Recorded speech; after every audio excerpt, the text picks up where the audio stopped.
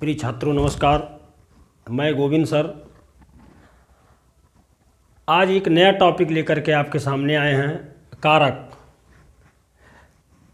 पिछले कई वीडियो में लिखने में ज़्यादा टाइम लग जाता है, इसलिए आज हम कुछ महत्वपूर्ण बिंदुओं को यहाँ पर लिख लिए हैं और यहाँ समझना बहुत ज़रूरी है। इस टॉपिक में कारक एक ऐसा टॉपिक है कि जहाँ से एक या दो प्रश्न हर परीक्षा में बनते हैं, तो यहाँ पे समझना बहुत ज़रूरी है, क्योंकि कुछ लोग तो ये जानते हैं कि कर्ता अगर किसी वाक्य में ने शब्द लगा है तो जो कर्ता कारक, को लगा है तो कर्म कारक, से लगा है तो कर्ण कारक, को के लिए लगा है तो संप्रदान कारक। तो मित्रों अब वो समय चला गया। अब जो प्रश्नों की श्रृंखलाएं बनती हैं वो यहाँ से प्रश्न अब नहीं बनते हैं। अब नए नए प्रत्यय शब्द आते हैं। तो आइए हम जानते हैं कि पहले कारक किसे कहते हैं। तो कारक संज्ञा सर्वनाम के जिस रूप से वाक्य के अन्य शब्दों के साथ उसका संबंध सूचित हो उसे क्या कहते हैं? कारक कहते हैं। कहने का मतलब ये होता है, जैसे एक उदाहरण मैं देता हूँ, राम ने खारे समुद्र के जल पर पुल बंधवाया। खारे समुद्र के जल पर पुल बनवाया। तो यहाँ पे जैसे राम ने, खारे समुद्र, जल, ये शब्द संज्ञाएं हैं। क्या हैं? संज्ञाएं। तो इसका परिभाषा है कि संज्ञा या सर्वनाम के जिस रूप से वाक्य के अन्य शब्दों के साथ उसका अर्थात संज्ञा या सर्वनाम का संबंध सूचित हो उसे क्या कहते हैं? कारक। तो यहाँ राम ने खारे समुद्र के, जैसे जल हुआ, खारा समुद्र हुआ, इन सब संज्ञाओं का संबंध किससे सूचित हो रहा है? बंधवाया, बंधवाने शब्द से सूचित हो रहा है। तो इसी को क्या कहा जाता है? कारक। आइए देखते हैं विभक्ति क्या है। विभक्ति तो संज्ञा या सर्वनाम के आगे जो प्रत्यय चिन्ह लगते हैं, जैसे राम ने, तो ने को हम क्या कहते हैं? विभक्ति। सीता को, तो यहाँ सीता के साथ क्या लगा है? को, तो उसे हम क्या कहते हैं? विभक्ति कहते हैं। अर्थात संज्ञा या सर्वनाम के आगे जो प्रत्यय चिन्ह लगते हैं उसे क्या कहते हैं? विभक्ति। आइए देखते हैं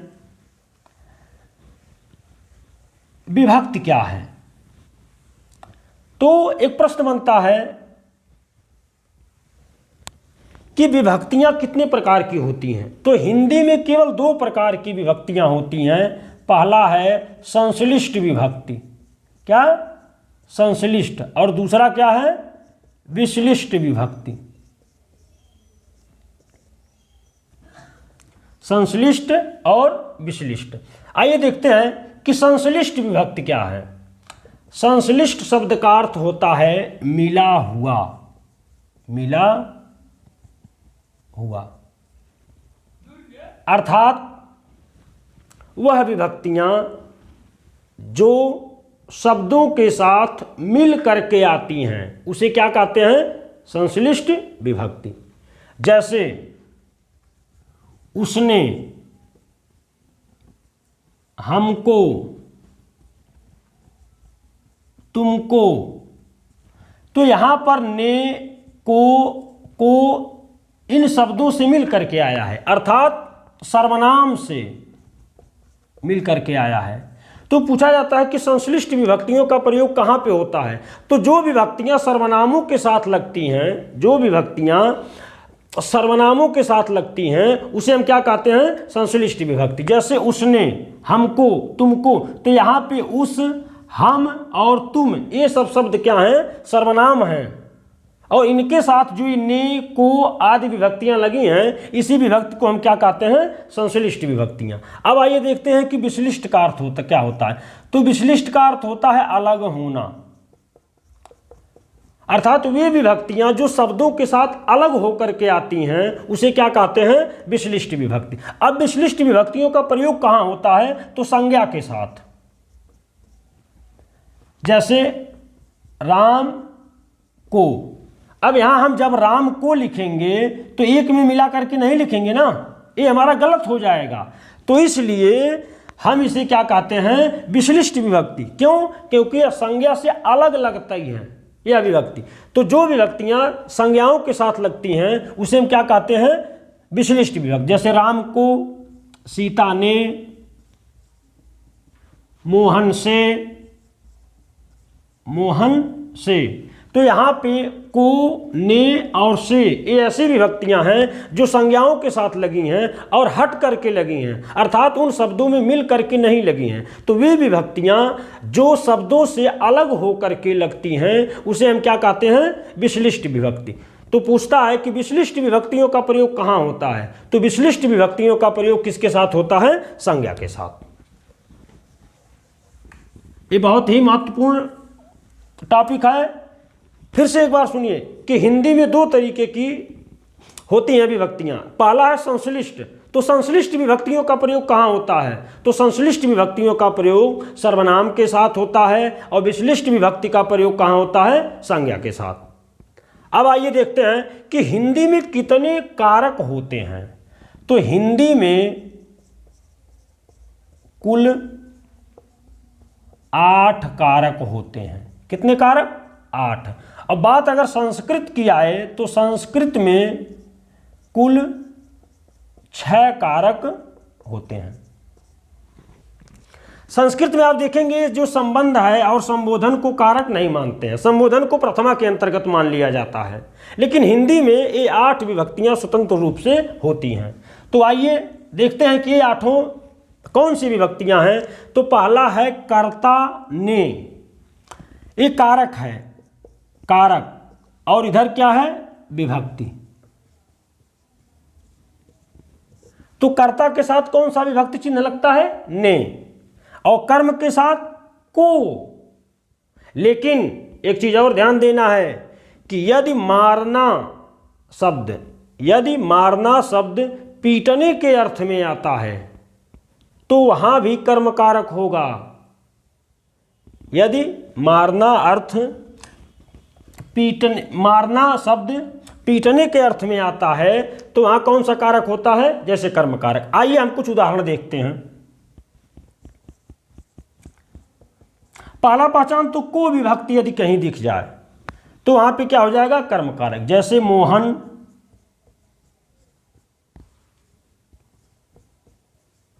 रोटी खाता है। ध्यान दीजिएगा कि कर्म किसे कहते हैं, पहले तो समझिए कर्म किसे कहते हैं। तो क्रिया का फल जिस शब्द पर पड़ता है उसे कर्म कहते हैं। तो इस वाक्य में मोहन रोटी खाता है में खाने का फल किस पे पड़ रहा है, रोटी पे। तो रोटी क्या हो जाएगा, कर्म। तो इस वाक्य में मोहन रोटी खाता है में क्या हो जाएगा, कर्म कारक। दूसरा उदाहरण लीजिए, राम फल को खाता है, फल को खाता है, या राम फल खाता है।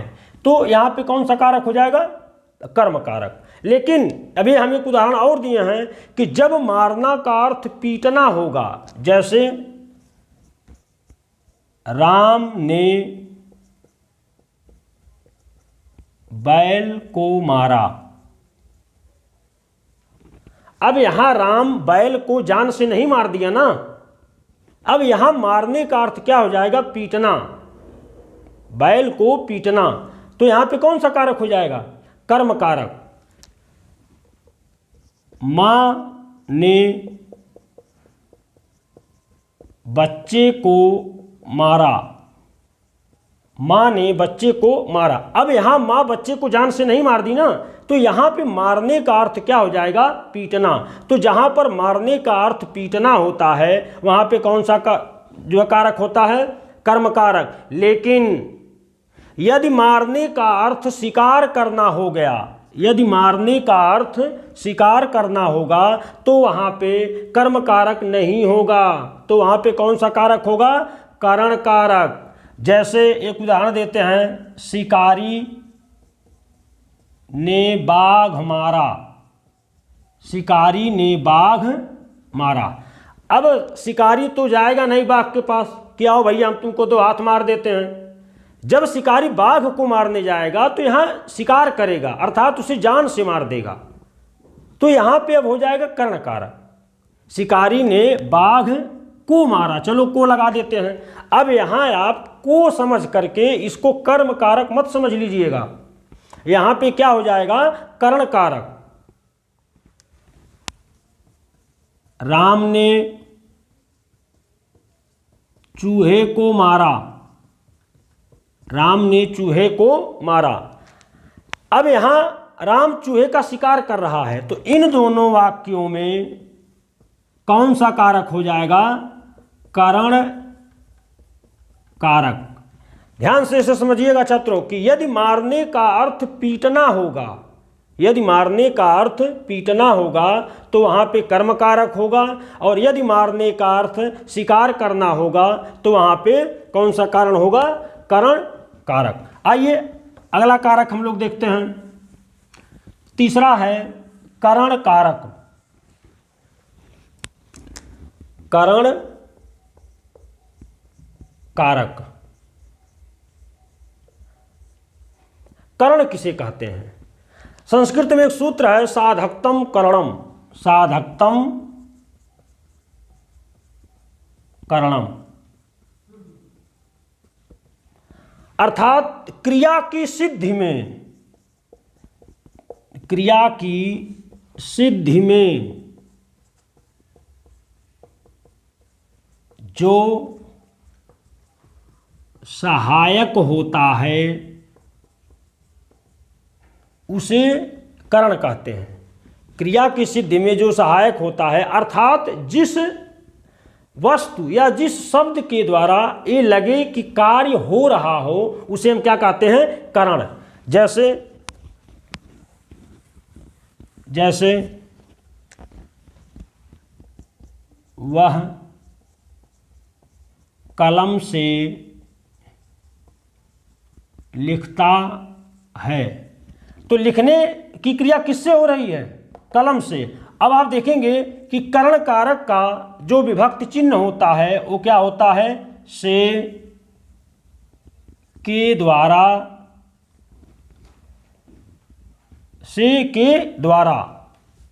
अब एक प्रश्न पूछा जाता है कि सबसे अधिक विभक्ति चिन्ह किस कारक के होते हैं? तो सबसे अधिक विभक्ति चिन्ह किसके होते हैं? करण कारक के। सबसे अधिक, छात्रों इस प्रश्न को ध्यान दीजिएगा कि सबसे अधिक विभक्ति चिन्ह किस कारक के होते हैं? तो सबसे अधिक विभक्ति चिन्ह कर्ण कारक के होते हैं। जैसे से, के द्वारा, के जरिए, के बिना, आँख, कान, पेट, जाड़ा, भूख, प्यास, गर्मी इत्यादि। ये जितने प्रत्यय चिन्ह बने हैं यदि किसी वाक्य में दिख जाएं तो वहाँ पे आँख मूंद करके आप लगा देना करण कारक। जैसे से, के द्वारा, के जरिए, के बिना, आँख, कान, पेट, जाड़ा, भूख, प्यास, गर्मी इत्यादि। ये शब्द कहीं भी यदि किसी वाक्य में दिख जाएं तो वहाँ पे आँख मूंद करके कौन सा कारक लगा देना? करण कारक। आइए देखते हैं। वह भूखों बेचैन है, वह भूखों बेचैन है। अब यहाँ पे इससे विभक्ति छिपा होता है। इसको जब हम थोड़ा वाक्य विस्तार करेंगे तब देखेंगे क्या हो जाएगा कि वह भूख से बेचैन है। भूख से बेचैन है, से आया ना, से यहां पे क्या हो गया, साधन, तो यहां क्या हो जाएगा, कर्ण कारक। फिर है वह प्यासों मर रहा है। वह प्यासों मर रहा है, अर्थात वह प्यास से मर रहा है। प्यास से मर रहा है। वह स्त्री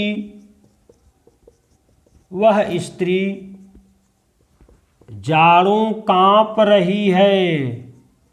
जाड़ों कांप रही है, अर्थात वह स्त्री जाड़े से कांप रही है। अगला है राम के जरिए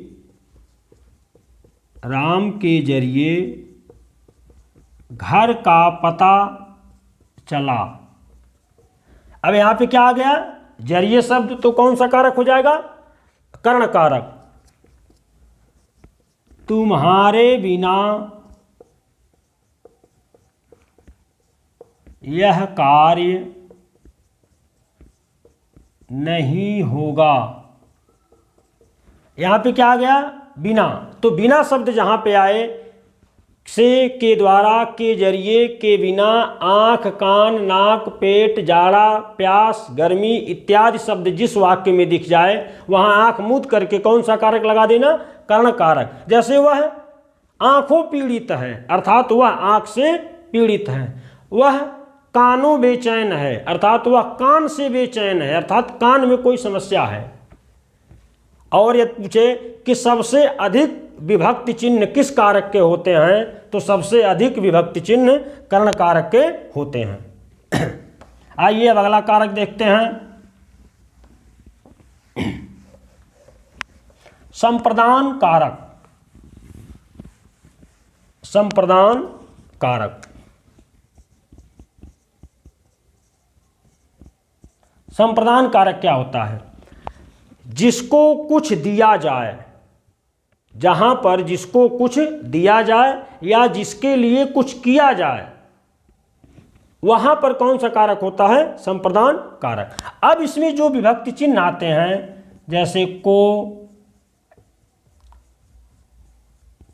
के लिए, के हित, के वास्ते और के निमित्त, इतने शब्द चिन्ह जिस वाक्य में दिखें, को, के लिए, के हित, के वास्ते और के निमित्त, वहां पे आंख मूंद करके आपको क्या लगाना है, संप्रदान कारक। जैसे राजा गरीब को वस्त्र देता है। राजा गरीब को वस्त्र देता है। अब यहां पे देने की बात आ रही है, तो यहां पे कौन सा कारक हो जाएगा, संप्रदान कारक। अगला है राम के हित लक्ष्मण बन गए। यहां पे क्या आया, के हित शब्द, तो अर्थात राम के लिए, को के लिए आता है ना, के हित का अर्थ होता है के लिए, राम के लिए लक्ष्मण बन गए। अगला है तुलसी के वास्ते राम ने अवतार लिया।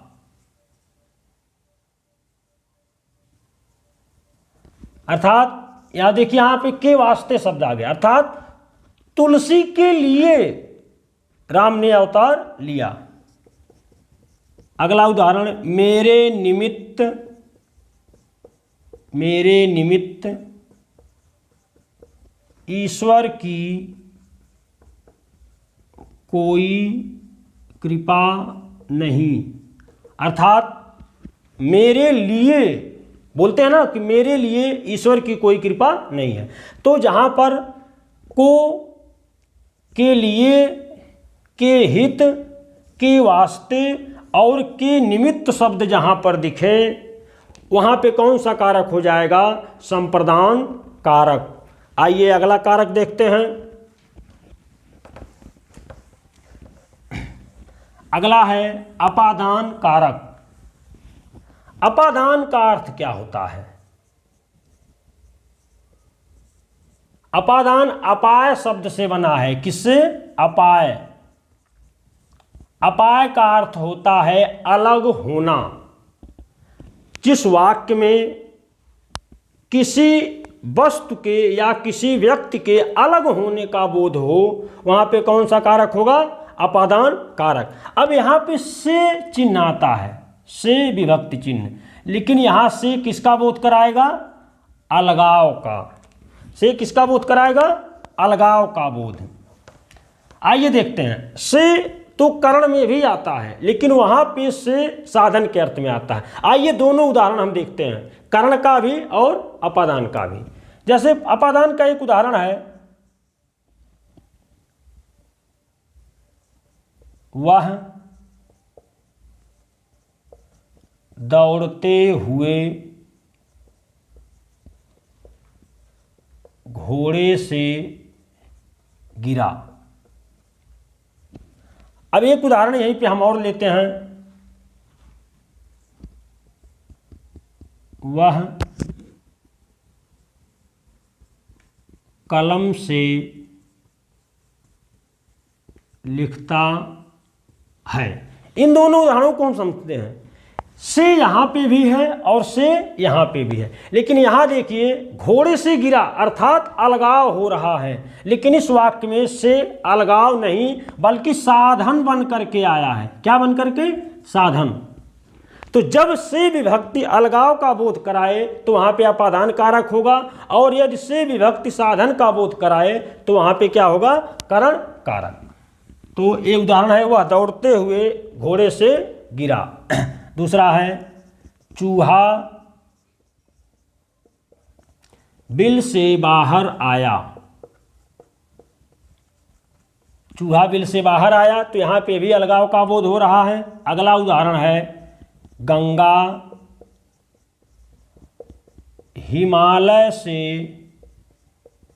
निकलती है।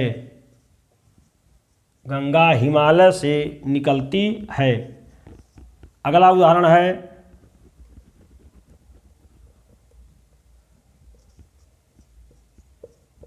उससे अच्छे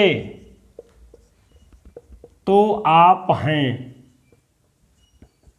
ध्यान दीजिएगा इस उदाहरण पे, उससे अच्छे तो आप हैं। अब यहाँ पे जो से है अलगाव का बोध करा रहा है, अर्थात उस व्यक्ति से तुम अलग हो। ध्यान देना, आजकल जो प्रश्न आते हैं वो प्रश्न थोड़ा जो है उलझा करके पूछता है। उससे अच्छे तो आप हैं, यहाँ पर भी अलगाव का बोध हो रहा है, यानी तुम उससे अलग हो। तो यहाँ पे कौन सा कारक हो जाएगा? अपादान कारक। आइए अगला देखते हैं। अगला है संबंध कारक। अगला क्या है? संबंध कारक। संबंध का अर्थ होता है कि जब दो शब्दों के बीच, किसी वाक्य में दो शब्दों के बीच यदि संबंध का बोध हो तो उसे क्या कहते हैं? संबंध कारक। इसमें सा, सी, से, रा, री, रे, का, की, के, ना, नी, ने आदि विभक्ति चिन्ह आते हैं। लेकिन इसका एक बहुत बड़ा पहचान और है, यदि मुहावरे वाले शब्द कहीं आए, यदि मुहावरे वाले वाक्य, शब्द नहीं वाक्य, कहीं आए तो वहाँ पे कौन सा कारक हो जाएगा? संबंध कारक। जैसे एक बहुत प्यारा सा उदाहरण है,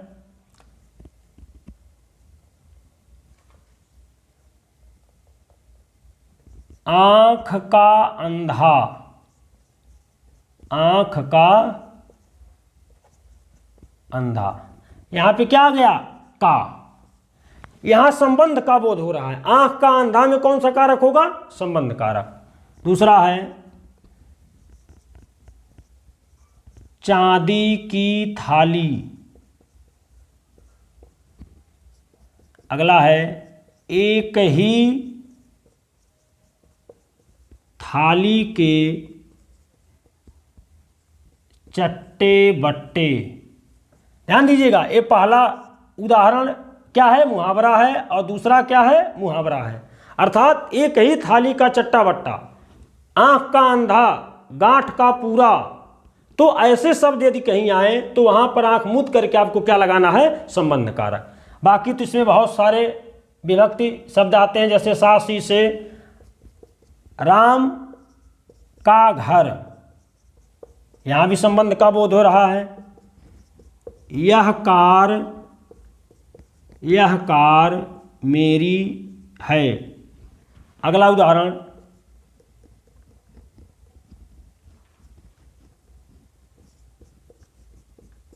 राजा का घर। तो आंख का अंधा, चांदी की थाली, एक ही थाली के चट्टे बट्टे, राम का घर, यह कार मेरी है, राजा का घर, ये सब जो है संबंध कारक के उदाहरण होते हैं। आइए अब अगला कारक देखते हैं, अधिकरण कारक। अधिकरण कारक। अधिकरण कारक। कभी कभी अधिकरण कारक की परिभाषा ही पूछ लिया जाता है, तो आइए देखते हैं इसकी परिभाषा क्या है।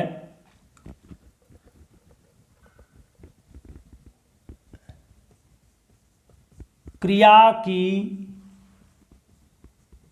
सिद्धि जहां सूचित हो, जहां सूचित हो वहां अधिकरण कारक होता है। अर्थात क्रिया जिस जगह पर हो रही है, क्रिया जिस जगह पर हो रही है उस जगह में कौन सा कारक होता है? अधिकरण कारक। अब इसमें विभक्ति चिन्ह क्या लगता है? में या पर, लेकिन कुछ इसके और शब्द चिन्ह हैं, जैसे किनारे, आसरे,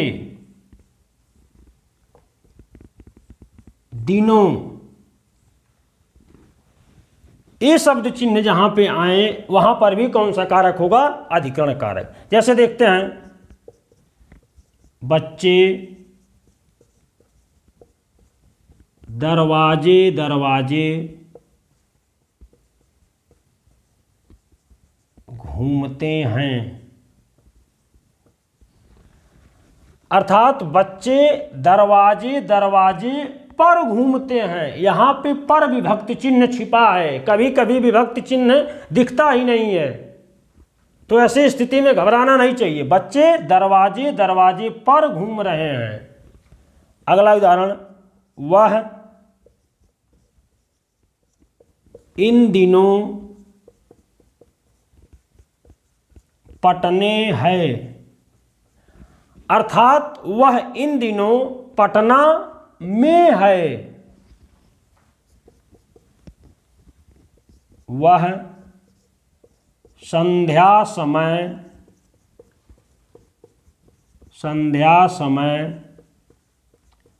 गंगा किनारे जाता है।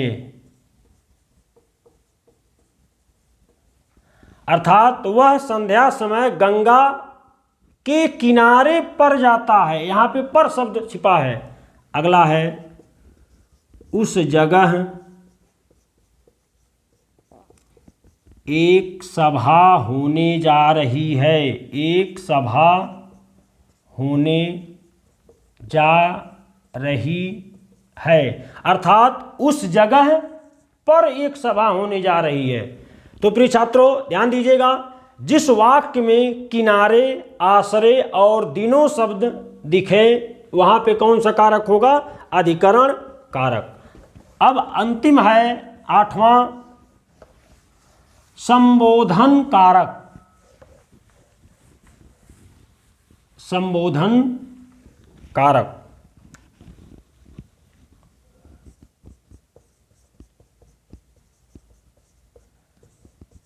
संबोधन कारक वह कारक होता है जहां पर किसी के पुकारने या बुलाने की बात आए, वहां पे कौन सा कारक होता है? संबोधन कारक। इसमें आता है हे, अरे, रे, अजी इत्यादि विभक्ति चिन्ह आते हैं। जैसे हे राम मेरी रक्षा कीजिए, अरे तुम पास हो गए,